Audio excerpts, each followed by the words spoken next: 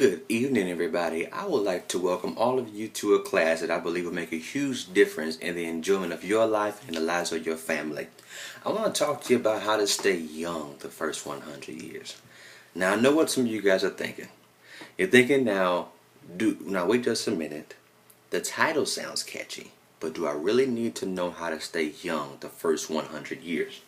Sounds pretty far-fetched and ambitious, but it's not. Trust and believe it's not. You need to start thinking about what it means for you and your family to live a long life. Let's look at the facts. In 1900, the average lifespan was 49 years old. Now let's think about that, really. 49 years old, that's still pretty young. Back then, we did not have the kind of cures, and we did not provide the kind of health plans that we do on today. But that is the point. Everybody's chances of living a long life was much less back then.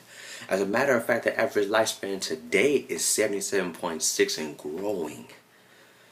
In a recent study, the scientists of the University of Texas reported on the Today Show that by the year of 2050, there will be over 800,000 Americans over the age of 100, and many will be living to 150 years old. So what does that mean?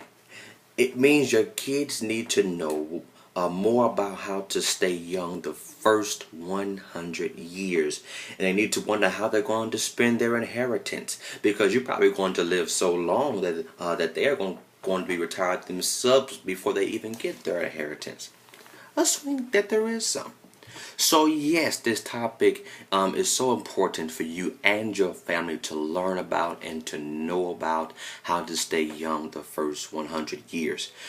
We need that long life to be a quality long life. We don't really want to exist on this planet. We want to be able to live, work, and play on this planet. We want to have a quality life. Now, we have a huge group, of baby boomers that are moving into the over 50 phase of life. And we can see in large numbers what the effects of long life can be. Long life reveals that we will have some major areas of health concern by the age of 50. If we don't do something before we are 50 to prevent those problems. There are areas that we have never seen before because we haven't had such large numbers reaching such a ripe old age. For example, now we are continually being confronted with the devastation of mental disease like Alzheimer's. This disease didn't just start. We just see it a lot more because dementia doesn't usually come on a person until they are 70 or over. Now that we realize the chances are much greater that we will reach this age, we need to take some precautions to make sure we will still use our minds when we get this old age. When we get to this age, sorry. we also see more of the importance of taking care of our skin. Old age has brought about a huge growth in cosmetic surgery. More and more people are trying to correct the wrinkle problem that comes with growing older. Now, one thing that I will always do and try to keep back my mindset, if you see some gray hairs or you getting wrinkles, consider it you are getting more wise, and you can teach us young people how to live right, and we can succeed better in different things. So take it as a compliment. You're just getting wiser, not older. You're just getting wiser.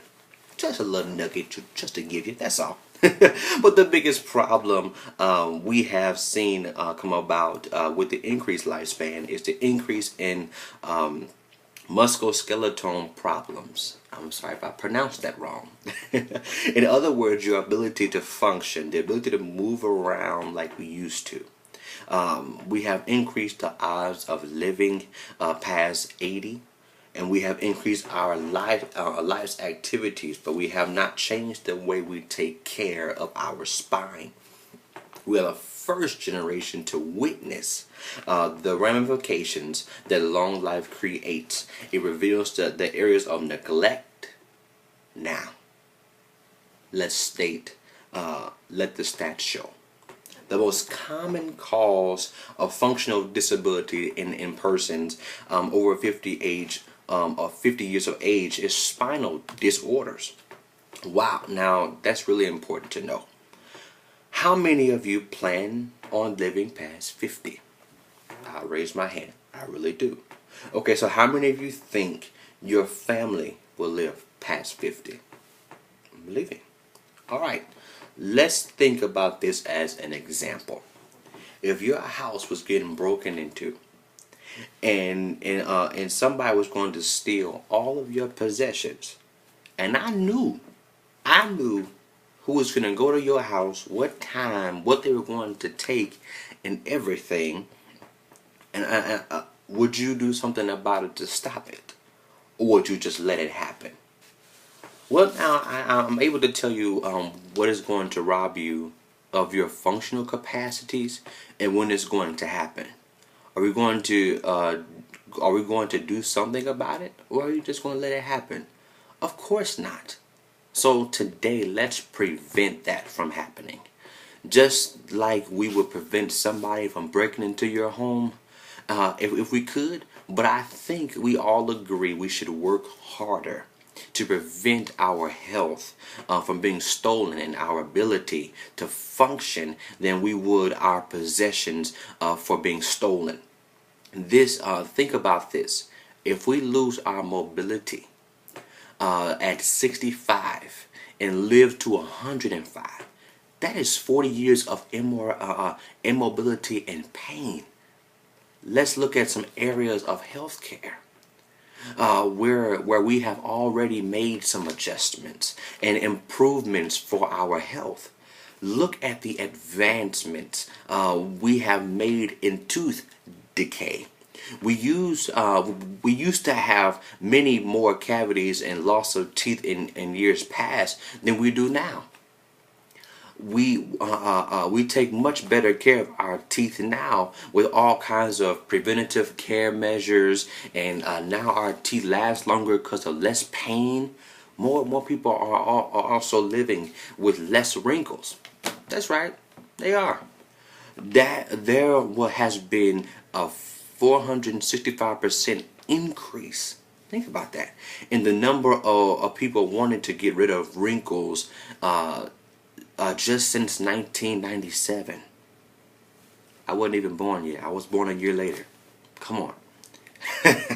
Now 12 million people had cosmetic adjustments last year to get rid of another ramification of getting older. Wrinkles.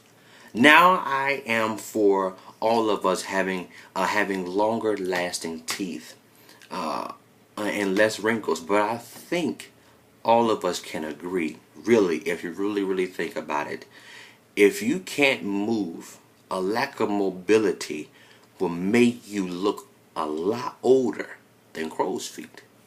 Let's be real. The only reason we respond to our teeth and our wrinkles because our spine and joint is for the respond to our teeth and our wrinkles before our spine and joints is for the simple fact: if our spine were on our face, we would take care of it better. We don't wait till our teeth fall out before we take care of them, do we? Now we must not wait till our back goes out before we take care of it either. You take preventative steps to have pearly whites, and you must take preventative steps to have a good mobility, since the chances are absolutely huge that you will live for 30 to 40 years past the age of 50. Why is this even more important than your teeth? Because there is no such thing as a spine transplant. Think about that. You can get a new set of teeth, and there could be many organs replaced. But think about it. You really cannot replace your spine. There is no going back like you can your teeth. There is no crown of replacement You just live like the pain. You just live with the pain. And don't forget, this isn't limited to back pain. You can't get a new neck either. Let's be real, you really can't get a new neck. One in every 3 people suffers today with neck pain past the age of 50. Let's see a raising of hands, okay? On how many of you would like to use your neck pain would like to use your neck past the age of 50? How many? I do. Roll my neck. Yeah, I do. Pretty good club. Even though it's just me, but pretty good club. If 1 out of 3 have bad neck pain and 85 out of the 100 have back pain, that is about as high as of statistics as I would think anyone would want to see to be convinced that we need to do something preventative about this. But just in case you need just a little more convincing, let's take a look at what will happen if we don't do anything preventative about this. What happens if we just let nature take its course?